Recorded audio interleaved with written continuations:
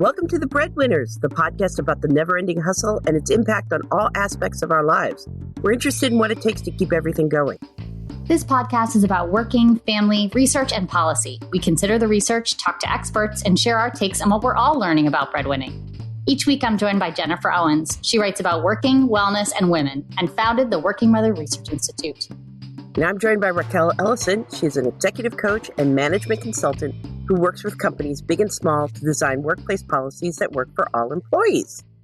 Well, we're going to be talking about multiple employees, multiple jobs, multiple things. Well, first, this all starts because I saw this story that was talking about how Jill Biden gives a quiet lesson in being first lady and struggling and juggling her outside job. And I was like, oh, that's funny. That's right. She always, even when she was, what is it? Is it second lady when you're the vice president wife? I think that's what they technically call you. Do they call it that? I think they do. Listeners, you can correct me, or I can just Google it.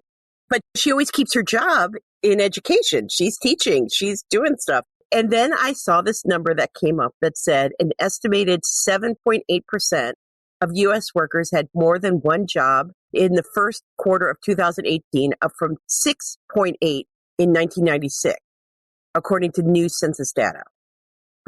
So more and more of us are working two jobs. That's a lot. It's a lot. I mean, and what impact does that have on how you can do one job? You know, like yeah. I was thinking of it from the working part, but yeah. Well, the story goes on to say that the earners from the second job make up an average of 28% of total earnings, showing that workers are likely to relying on that pay. So we're not, as my grandmother would say, I did it for pin money. When it wasn't, she was paying for her kids' college. But this is not pin money. It's paying for household lives. So what is that? Is that because the first job, and I'm being silly, but also thinking it out, that we're just underpaid? We can't live off one job. That's awful. Yeah. I think that's the case for many of us, right? And they said women are more likely to have multiple jobs than men, with 9.1% of women holding multiple jobs as of 2018, compared to 6.6% of men. Is this a repercussion of the wage gap? That's a great question. That should be its own kind of investigative piece. Right? And because earlier we talked about student loan debt. Women hold more student loan debt. And one factor that's involved in that is that you come out with your advanced degree or your degree because more women are getting degrees. And then you're earning much less and the wage gap appears. And so you can't pay off your loan as fast as a guy making more money. And here you can't run your household without having two jobs. Yep. And then we had the question of, does Jill Biden get paid as first lady? We think not. I think that woman has to have her second job. No, we know why. She loves education. She loves her career. But she has to work a second job to bring home some income. Right. That's right. She's not taking that for granted.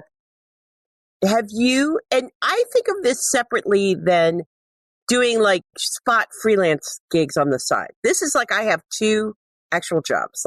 When I was in college, I had a job in the morning. I went to class. I had a job in the evening. I had to show up and be there and do my job. Now, one of them was a job where I literally sat in a tiny art gallery and let people in. The door was locked. My whole job was to sit there for 4 hours an afternoon, do my homework, and let the mailman in. That's all I did. Those are the jobs we all could use. But have you ever had juggled two big gigs at the same time? I've definitely done two kind of startup-y things at the same time.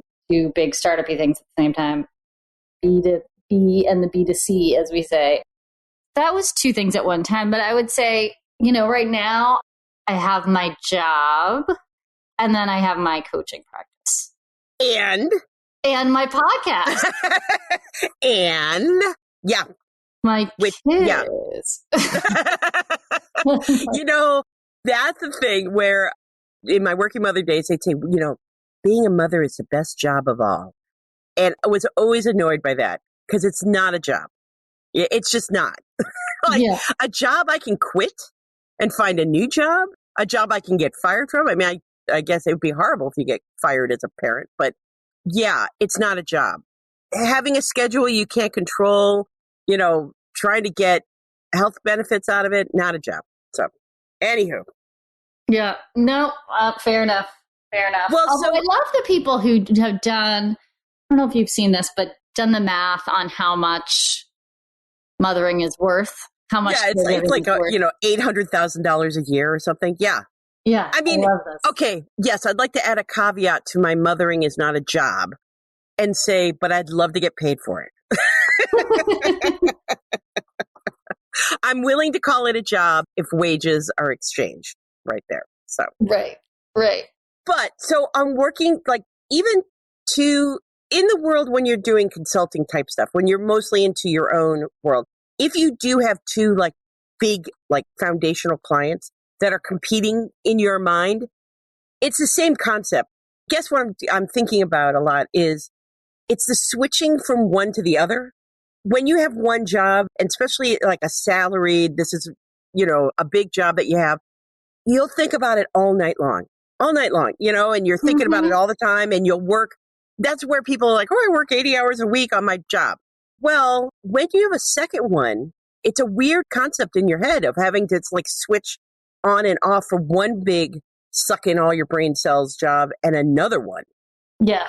And that's what I'm thinking you're saying with the B2B and the B2C startups at the same time. Like, were you able to do that? Asking for a friend? Was I able to kind of switch from the all encompassing thinking about like the B2B startup and then going, oh, now I have to think all encompassing about the B2C one at the same time. I find this juggle very hard. Yeah, no, I mean, that's what I did.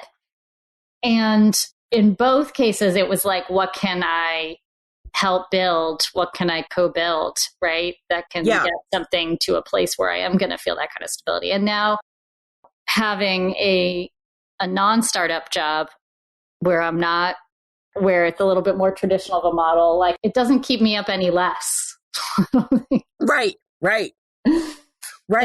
It's still pretty, it still kind of sticks in my head. That's what I'm working towards getting better about. But when I was working the B2B and the B2C, I mean, yeah, you kind of have to live and breathe it. And you can't, because you can't do it all in one because you've got a second one. It's a weird feeling that I have. Like when I was a newspaper reporter, like I basically, my whole life was being the education reporter. Like I had to come into work and then I'd work and then I'd go to night meetings. I'd come back and write the story and then I'd grab some sleep and I'd do it again. And that was it. And so then if I had time off, I had time off. But if I had a second job, and well, actually, now that I mention it, at one point I did have a second job. I was the advisor on the student newspaper at the big community college system in Cleveland. So then I had to structure my hours to do that. And it was hard to find time to be imaginative for one job and to be imaginative for both jobs at the same time. Maybe I just can't think about more than one thing at a time. Yeah, it is hard. I think particularly when, you're at time investment for one, it's just very hard to focus on the other one. Oh my God. And don't they somehow know that you're at peak time investment for one, that the other one will pop up and say, I need peak time investment? How do they know that? What is it? What? I don't know. I don't know what they do. So I thought what would be fun, I saw this article on Ally, the bank, ally.com. Mm-hmm. And they did this 21 ways to make money online for beginners. So we all decide that we need to start a second job. This story, and we're going to link to it, cracks me up. 21, not like 5 ways to make money online. So these are ways for us all to have a second job. So if you are listening, you don't have a second job, let's go get one. Number 1, online surveys. Get paid to take online surveys. Let's do it. That one I could do. Yeah. Oh, yeah, for sure. Yeah. Well, I'll do that. Well, let's see how many jobs we can pick up. Online surveys, sell unwanted items. Now, see, that one's tough because, you have to like deal with people. I don't want to have to deal with people. So make deliveries. I was listening to the CEO of DoorDash just this week, and he was saying that most of the Dashers, and I love that they, that's a wonderful company culture thing. Give your employees a tribe type name is Dashers. They end up working about 4 hours a week. That the majority of them, there is a cohort that is like supporting themselves doing it, but that the others are dipping in and dipping out. That's the majority. Interesting. Yeah, I thought that was interesting too. Test websites and apps. Ooh, let's do that. Ooh, can we start like a business, a Breadwinners podcast business of testing websites and apps? We could. I've definitely seen that before. Like, that sounds really familiar. Home and vacation rentals? Yeah. Okay. We're not going anywhere. We don't own any other property. No, that's not good. Right. Ride share, that's going to be difficult because I don't have a car. That's true. That is challenging. And also renting out your car. Exactly. Yeah. Now, what is video game streaming? I guess I'll have to ask my kids. Oh, I know. What is it? Tell me. Okay. So my son really likes watching video game streamers. It's literally, if I understand this correctly, and as we show our age and being moms, yes. Seriously. It's someone, while they're gaming, they chit chat, right? They chit chat and they kind of like narrate as they're going through the game, and they stream the game live to a YouTube channel. What do you think the popularity of two moms of 4 kids total who work all the time streaming through one of our kids' video games and doing it as a live? Do you It could be. I feel like we would turn into like a great YouTube clip. Moms play video games. Like these people, like these kids get like, they have like 20,000 followers at any given time. Amazing. Like these kids, I don't understand, but there's a lot of them and they're making a lot of money. I'd like to put a pin in that one for our second job that we do is that moms, and then we do them as all like the games I don't want my kids to play. We end up playing them, No, that's a good one. I would be so mad though. I would like lose. Yeah, but yes. Okay, so then Ally, and I like Ally. I have an Ally savings account, but come on. Online ventures that may take a little more time. Well, thanks for the heads up. Number 9 is blogging. We'll just let that go. Oh, number 10, creating apps. All right. Oh, yeah. I can tell you is. I'll let you laugh at that one. Okay. That one. Yeah, that's a very, very lucrative enterprise. Spend just a little bit of time and then an app comes, then the app is built, and then people flock to it because, discoverability of apps. I mean, there's only a couple apps out there. No, it's really easy to make. It's true. It's true. Totally true. Affiliate marketing. Interested that they call this a separate from blogging because you need to have the site. Yeah. So whatever. What in the world is drop shipping? Instead of purchasing or stocking products, a drop seller just resells items from third parties. That looks too. You'll set up an e-commerce site, attract customers. It's Wirecutter. Oh, like isn't that like we can totally take Wirecutter on, right? What? We can totally take Wirecutter on. Exactly. Right? Exactly. Oh, we thought about it as one of the business models for the B2C many, many moons ago. But freelance, that's hilarious. We'll just let that go. It's hilarious if you watch old black and white movies. There's always like the magazine writer who's the glamorous person, who zips in and out of these old romantic stories of the 30s and 40s. And every once in a while, they'll talk about how much he's making for an article. And it's like less than people get paid now.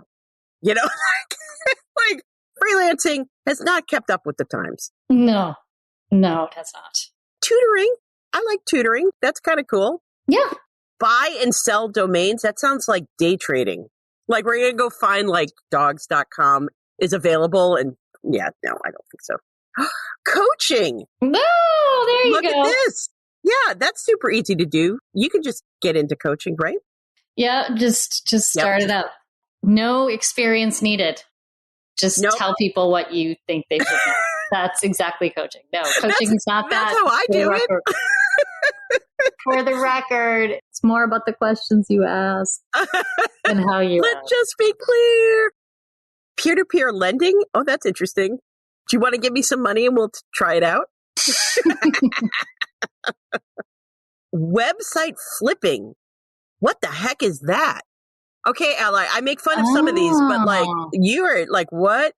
That's interesting. Google recognizes sites with authority and age over new websites, plus these sites likely have already built an audience. Once you make improvements, authority and audience should only grow, making your site even more valuable. And there's a place called Flippa, a digital real estate marketplace. Flipping a website can take 5 to 8 months. So be prepared. Well, but all right. I've never heard of that. That is interesting. I would love someone who is listening and ourselves to do any of these and then come back to us and tell us if it works. Yeah. Tell us how it went. I like it. Tell us how it goes. Let's win some bread. We're the breadwinners, but we're telling you how to win bread. Video content creation, again. Oh, is this like becoming a TikTok person? Yeah, essentially. Am I sounding like an old lady? Is that like TikTok? Oh, and then number 20.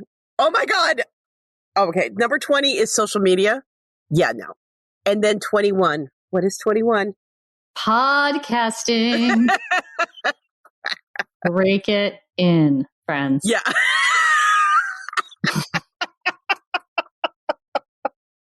Oh my Break God. it in. Break it in. Yes. And to those of us who have made it through the list of 21, know that they saved the best one for last. Exactly. Seriously, though, if you'd ever decide that you want to start a podcast, just email us. We'll tell you all about it. It's super fun, but you want to talk discoverability issues. Think about the apps, just as many podcasts out there. So, yay. Yay. So which one will you be doing? Which one? For your third job, because 21 says you already have a second job. So there you go. Yeah, You already have. I have 3 jobs. You have 3 jobs. I would like to stream video gaming. I think so. I think we do it. I think that's my next thing. Okay. I like it. I'm terrible at video games, by the way. Yeah, no, I'm pretty bad. That's okay. the only all right. drawback. Just one. All right. Well, now that we have our new plan for winning bread, I would say thank you for joining us on the Breadwinners and reviewing our future bread-winning plans together. You will find links to this story and all the others that we talked about in the episode description. Email us anytime at thebreadwinnerspod@gmail.com. Show us how to play video games, whatever, or visit us at thebreadwinnerspodcast.com. Please remember to subscribe to our podcast and to rate and review it. It really helps us grow. And until next week, keep hustling.